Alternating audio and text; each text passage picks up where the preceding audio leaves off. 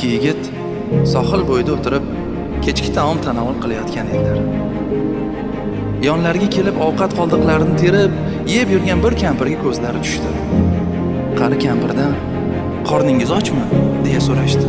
Kampir "Ertalabdan beri shu yerdaman, biror narsa yemadim. Meni bu yerga o'g'lim olib keldi. Birozdan so'ng kelib olib ketishini aytgan edi", dedi. Kampirga ovqat, yeguliklar berdilar. Tun cho'kkach, narsalarni yig'ishtirib ketishga tayyorgarlik ko'rdilar. Vaqt allamahal bo'lib qolgan, kampirni bir o'zini tashlab ketish ham yaxshi emas. Yigitlardan biri "Sizda o'g'lingiz raqami bormi? Telefon qilsak", dedi. Kampir "Ha, raqami yozilgan varaq bergan edi. Qog'ozda esa kim bu kampirni topib olsa, uni qariyalar uyiga olib borsin degan yozuv bor edi. Yigitlar bundan dahshatga tushdilar.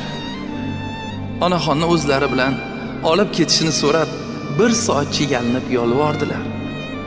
Lekin onaxon o'g'li olib ketishga va'da qilganini va hozir kelib qolishini aytib, ularning taklifiga ko'nmadi. Farzandidan xavotir ola boshladi. Ikki o'rtoq o'g'li kelib olib ketishini behuda kutib o'tirgan kampirni qoldirib uyga qaytdilar.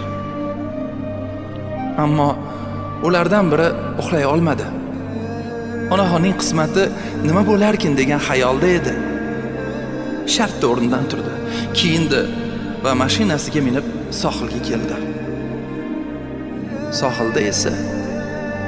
Sohilda tez yordam mashinasi va zobitlar bor edi. Odamlar to'planib turar edilar. Bechora onaxonning jasadiga ko'zi tushdi.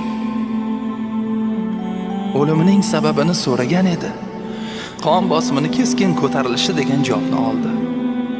Bu onaxon farzandini o'ylab xavotirlanganini, unga biron narsa bo'lmadimikin deya qattiq qo'rquvdan o'lib qolganini tushunib yetdi. Subhanalloh, subhanalloh. Shunday qalblar borki, o'z ota-onasidan kechadigan toshdan qattiq va yana shunday mehribon qalblar borki, boshqalarning ota-onasi uchun ham g'amxo'r. Allohim, qalblarimizni musaffo qil va rizoingga uyg'un bo'lgan amal va ibodatlar tomon yo'naltir. Ota-onalarimizga mehribon qil.